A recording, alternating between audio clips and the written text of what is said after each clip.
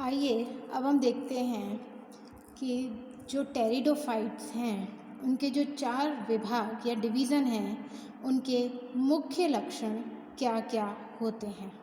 तो सबसे पहले हम अध्ययन करेंगे विभाग साइलोफाइटा के बारे में। साइलोफाइटा जो है, अगर हम इसके एक मेंबर को जैसे कि साइलोटम ध्यान में रखें तो हमारे लिए लक्षणों का अध्ययन करना सरल हो जाएगा। तो ये जो मैंने एक ये पिक्चर लगाई हुई है, ये साइलोटम की है। साइलोटम प्लांट जो है वो साइलोफाइटा विभाग के अंदर आता है।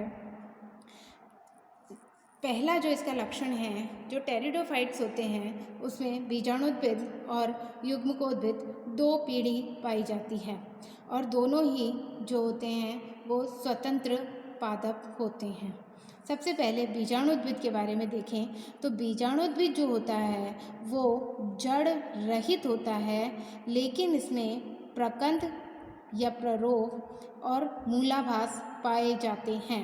यानी कि इसमें जड़ नहीं है, लेकिन जड़ की जगह पे मूलाभास या राइजॉइड्स जो होते हैं वो पाए जाते हैं। अगर हम डायग्राम में देखें तो ये जो ऊपर का भाग है ये तो इसका प्ररोह है जो कि वायव्य भाग है, जबकि तने का ही वो भाग जो ज़मीन के अंदर रहता है उसे प्रकंद कहते हैं और इस प्रकंद से जो ये रेशेदार संरचनाएं निकली हुई हैं ये मूलाभास हैं। अब दूसरा जो इसका लक्षण है वो है कि इसका जो प्ररोह है वो द्विभाजी शाखित है। यानी कि अब अगर हम डायग्राम में देखें तो यहाँ पे जो शाखाएं हैं वो हर बार ये जो तना है वो 2 भागों में विभक्त हो रहा है। ये तना है, फिर ये 2 में विभक्त हो गया, फिर ये 2 में विभक्त हो गया। इस तरह से ये द्विभाजी शाखित है। पत्तियों का अगर हम देखें तो पत्तियां जो होती हैं वो शल्कवत होती हैं या फिर पत्तियां अनुपस्थित होती हैं। तो जैसा चित्र में हमें दिखाई दे रहा है, हमें केवल तना दिखाई दे रहा है, पत्तियां नहीं दिखाई दे रही हैं। पत्तियां इतनी छोटी होती हैं कि वो बिल्कुल शल्क जैसी संरचना बनाती हैं। दूसरा जो लक्षण है वो बीजाणुधानी के बारे में है।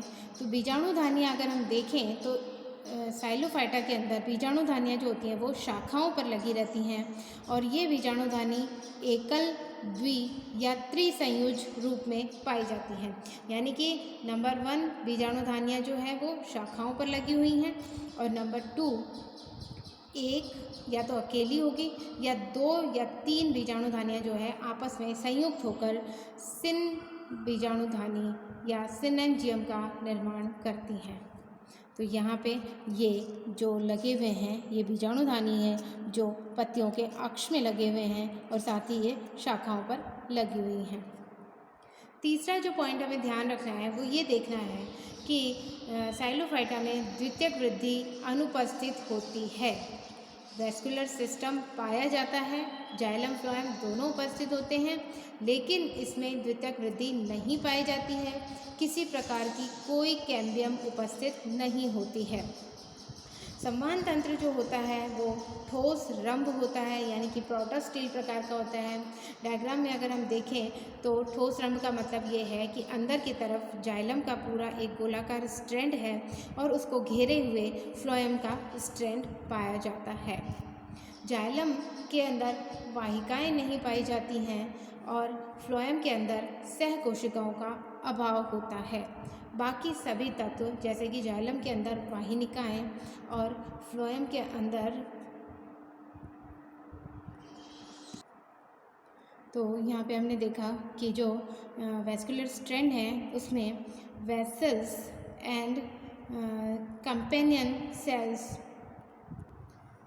तो यहाँ पे हमने देखा कि जो वैस्कुलर स्ट्रैंड है उसमें यानी कि जाइलम में वेसल्स का अभाव है और जबकि फ्लोएम है वहाँ पे कंपेनियन सेल्स का अभाव है। जबकि बाकी तत्व जैसे कि ट्रैकिड्स और यहाँ पे सीव ट्यूब्स जो होती हैं वो प्रेजेंट होती हैं। अब आते हैं हम युग्मकोद्भिद या गैमेटोफाइट के ऊपर।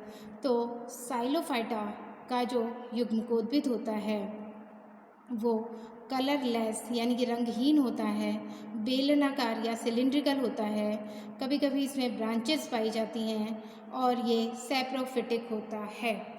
यहाँ पर चूँकि कलर मतलब कि क्लोरोफिल एब्सेंट है, इसी वजह से ये सैप्रोफाइट हैं। ये अपने आसपास ज़मीन में पड़े हुए जो मृत कार्बनिक पदार्थ हैं उनको अवशोषित करके अपना पोषण प्राप्त करते हैं।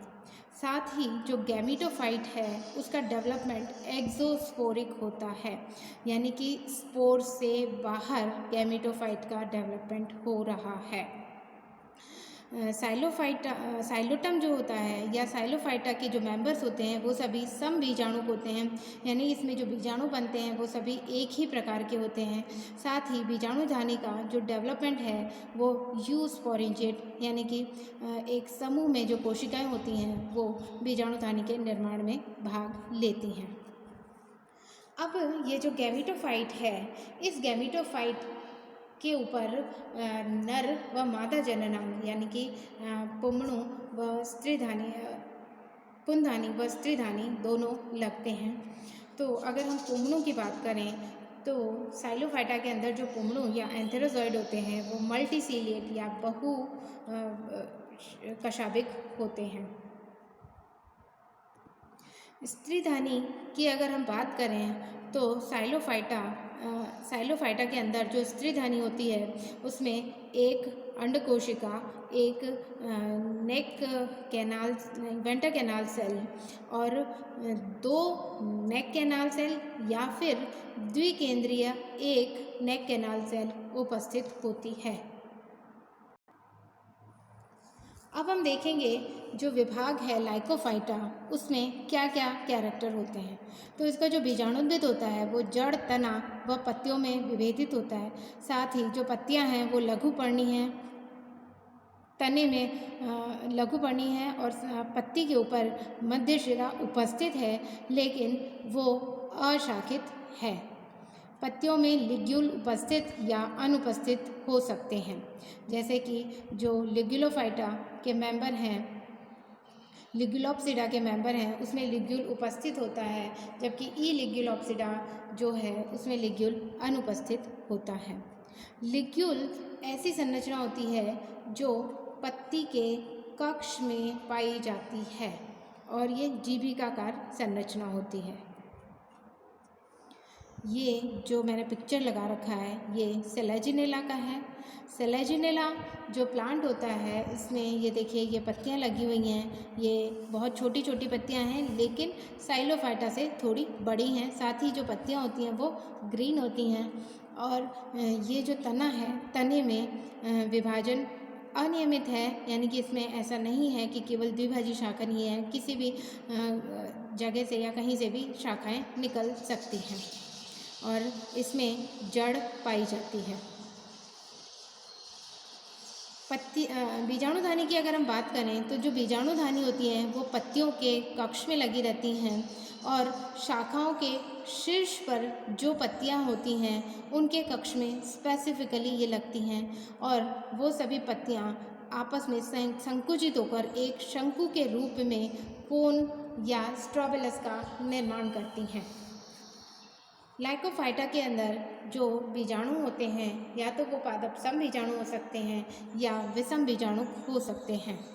समबीजाणु का मतलब है कि उत्पन्न होने वाले सभी जो बीजाणु हैं वो एक ही प्रकार के हैं, जबकि विषम बीजाणु का मतलब ये है कि इसमें 2 प्रकार के बीजाणु, गुरु बीजाणु व लघु बीजाणु उत्पन्न होते हैं।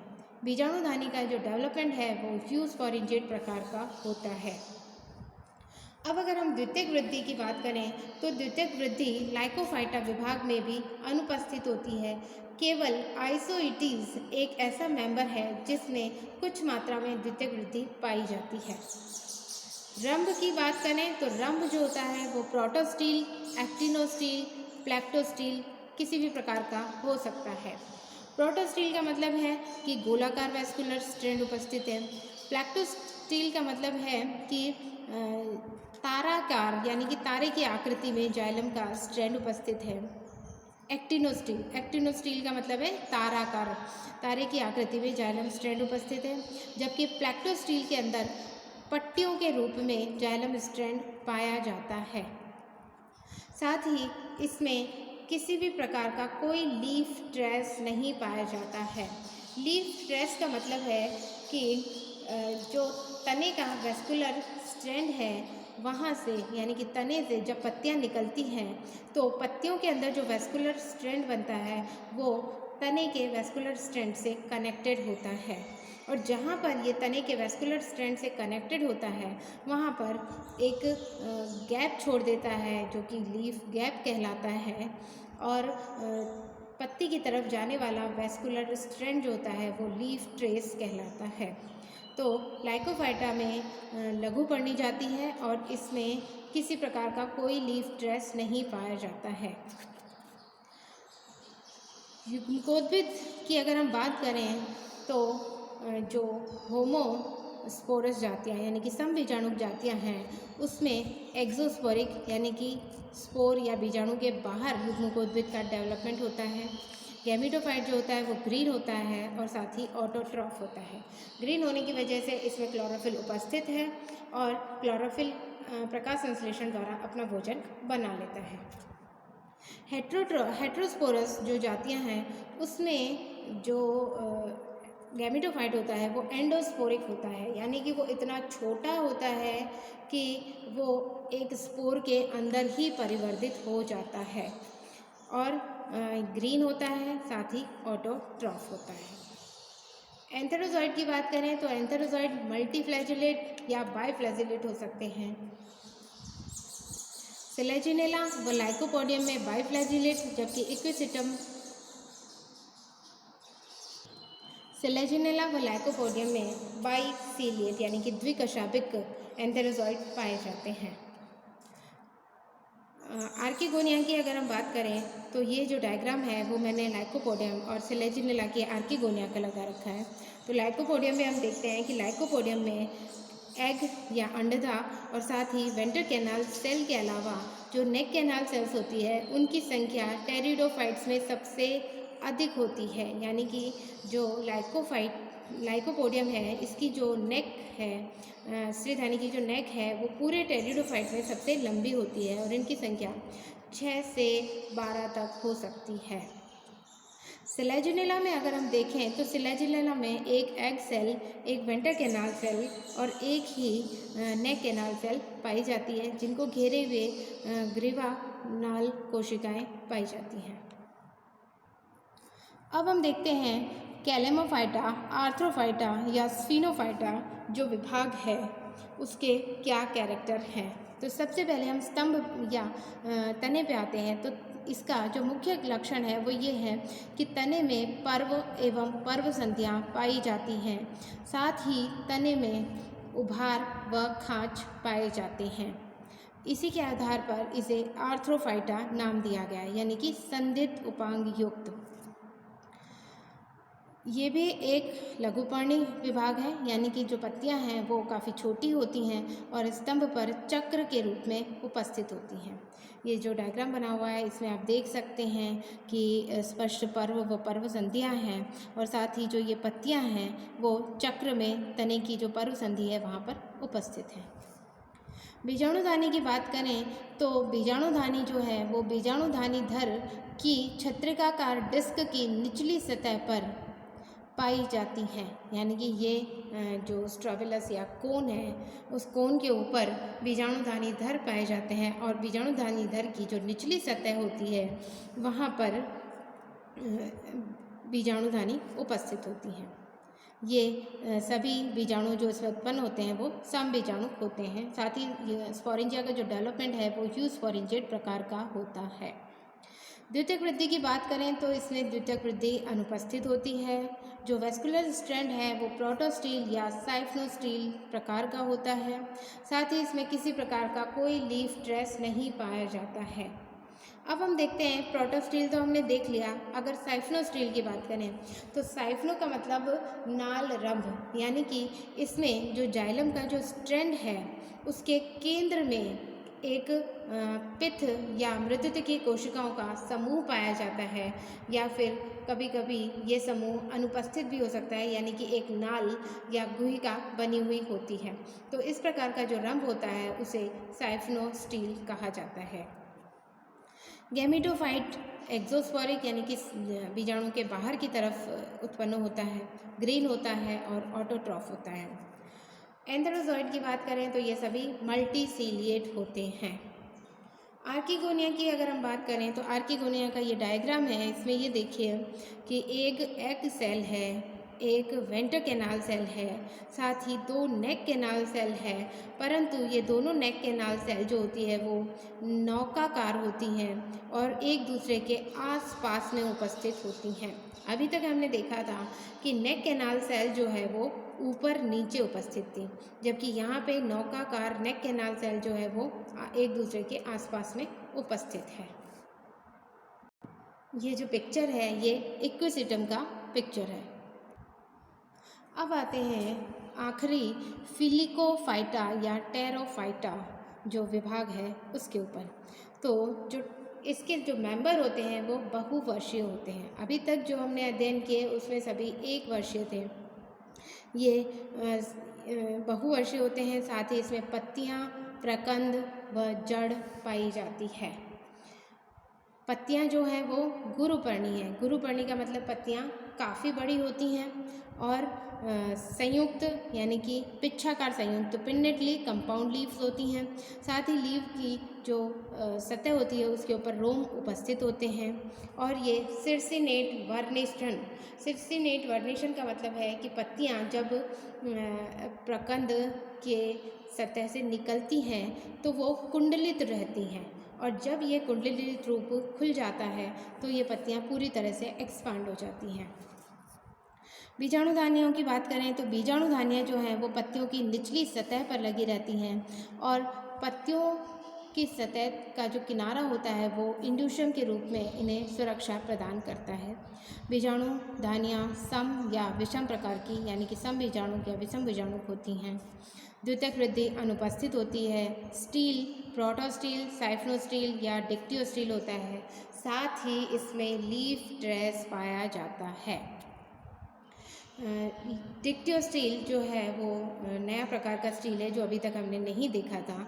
तो इसमें क्या होता है कि जो जाइलम के स्ट्रैंड हैं वो टुकड़ों में बंट जाते हैं और प्रत्येक जाइलम के चारों तरफ फ्लोएम होता है, यानी कि ये जो एक भाग होता है इसे मेरिस्टील कहा जाता है और ये मेरिस्टील ही आगे रूपांतरित होकर एंजियोस्पर्म के जो वैस्कुलर स्ट्रैंड होता है उसका जन्म देता है। तो ये डिक्टियोस्टील है जिसमें कि जो वैस्कुलर स्ट्रैंड है वो टुकड़ों में टूट जाता है, साथ ही इसमें लीफ ट्रेस उपस्थित है।